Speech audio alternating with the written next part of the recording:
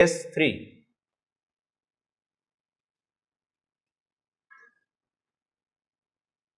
तीसरा केस है if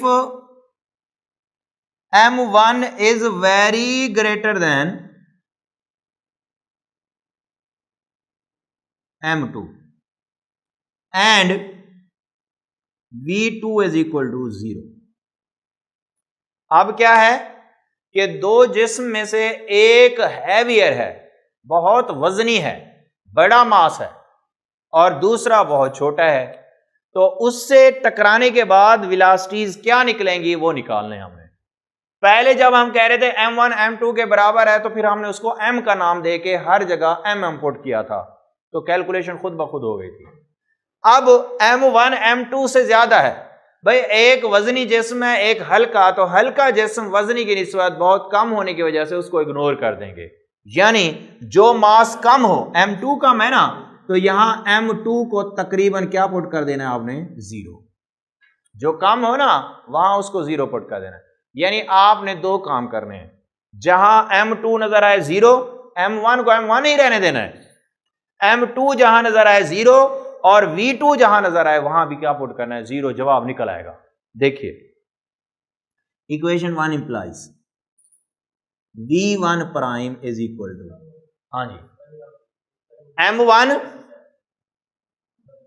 minus 0 into V1 divided by M1 plus 0, क्योंकि M2 0 पुट करना है, प्लस 2 M2 0 V2 भी 0 बटे M1 प्लस 0। दो काम किए, जहां M2 नजर आए 0, जहां V2 नजर आया 0। हल करें इसको, V1 प्राइम M1 V1 बटे M1 हो जाएगा, ये नफी 0 जमा 0 का कोई असर नहीं होता, और ये पूरी टर्म क्या हो जाएगी, 0।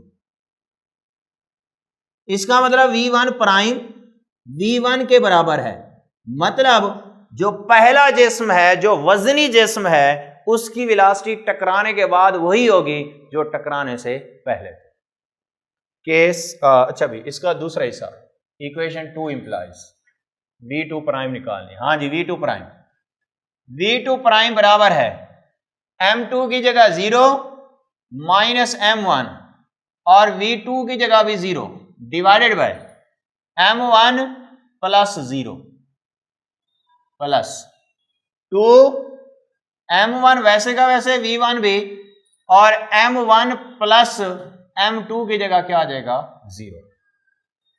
हाँ जी, पहली टर्म तो हो जाएगी 0 और 0 से ज़र्ब देने से, प्लस 2M1 V1 बटे M1 M1 से कट जाएगा, V2 प्राइम किसके बराबर आ जाएगा, 2V1। यानी दूसरा जिस्म पहले जिस्म की डबल वेलोसिटी से मूव करेगा, यूं देख सकते हैं, ये देखें, ये वजनी जिस्म है, ये हल्का जिस्म है। टकराने से पहले अगर इसकी 5 मीटर पर सेकंड वेलोसिटी थी और ये रेस्ट पे था, 0 थी, तो टकराने के बाद इसकी 5 मीटर पर सेकंड ही रहेगी, यानी बड़े जिस्म पे कोई असर नहीं पड़ेगा, वो जैसे जा रहा था वैसे चलता रहेगा। लेकिन जो छोटा जिस्म है, पहले तो 0 थी, अब डबल होगी, डबल किसका, 5 का, यानी 10 मीटर पर सेकंड, डबल वेलोसिटी से मूव करेगा। ठीक है, उसके बाद है भी आखिरी case, 4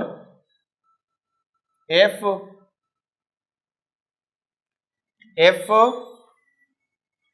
M1 is very smaller than M2 and V2 is equal to 0। हाँ जी, अब M1 छोटा है, M1 अगर वेरी स्मॉल है तो M1 को हम तकरीबन क्या पुट कर देंगे, 0। क्या पुट कर देना है, 0। अब जहां M1 नजर आए 0 पुट करें, और V2 नजर आए क्या पुट करना है, 0 पुट करना है। तो मैं हल करने लगा हूं इक्वेशन 1 और 2 को। हाँ जी, equation 1 implies V1 prime is equal to, हाँ जी, M1 की जगह 0 माइनस M2, V1 वैसे रहने दे, बटे m1 की जगह 0 प्लस m2 प्लस आगे 2m2 v2 की जगह 0 से ज़रब दें बटे m1 की जगह 0 m2 आ जाएगा। तो ये बन जाएगा v1 prime is equal to minus m2 v1 divided by m2 plus क्या हो जाएगा 0 से ज़रब देने से सारा 0 m2 से cancel v1 prime is equal to आ जाएगा माइनस v1। इसका मतलब पहला जिस्म टकराने के बाद वापस पलट आएगा। नफी का मतलब है कि टकरा के वापस लौट आएगा। और इक्वेशन 2 जो है v2 प्राइम आपको किस तरह समझाएं, ये देखें v2 प्राइम निकालने लगे हैं। v2 prime is equal to m2 वैसे का वैसे माइनस m1 की जगह 0 और v2 0 है, ये लिखा हुआ है v2 0 बटे m1 की जगह 0 प्लस m2 प्लस आगे लिखा हुआ है 2 m1 की जगह 0 v1 बटे 0 प्लस m2। ये 0 से ज़रब होने से 0 और ये भी 0 से ज़रब होने से 0, v2 प्राइम बराबर आ जाएगा 0। यानी दूसरा जिस्म टकराने से पहले भी रेस्ट पे था और टकराने के बाद भी क्या होगा, रेस्ट पे होगा। ठीक है, अब इसको यूं समझ सकते हैं कि ये बड़ा जिस्म है और ये छोटा जिस्म है। ये गया 5 मीटर पर सेकंड से और ये रेस्ट पे था। टकराने के बाद ये रेस्ट पे रहेगा और ये टकरा के वापस पलट आएगा नफी 5 मीटर पर सेकंड से, यानी डायरेक्शन क्या हो जाएगी, रिवर्स। अब केसेस 4 हैं, लेकिन बातें याद रखने वाली मेरे ख्याल में 2 बनती हैं। पहली ये है कि अगर इक्वल मास हो तो बस याद कर लें उनकी वेलोसिटीज एक्सचेंज हो जाएंगी, अदल बदल हो जाएगा। जो टकराने से पहले हैं उनको उलट कर देना है, टकराने के बाद बन जाएंगे।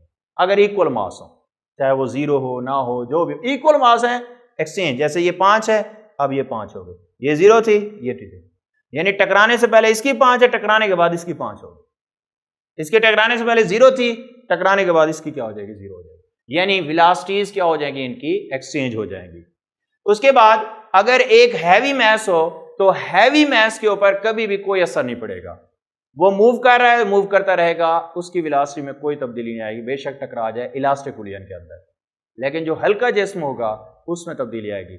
अगर वो खुद जाके टकराता है वापस लौट आएगा, अगर उससे जाके भारी जिस्म टकराता है तो फिर दौड़ेगा डबल वेलोसिटी के साथ। किसकी, भारी जिस्म। भारी जिस्म की जितनी वेलोसिटी होगी उसकी डबल वेलोसिटी के साथ दौड़ेगा। तो भाई ये थे कुछ केसेस इलास्टिक कुलियन 1 डायमेंशन। इसको 3 लेक्चर में हमने मुकम्मल किया।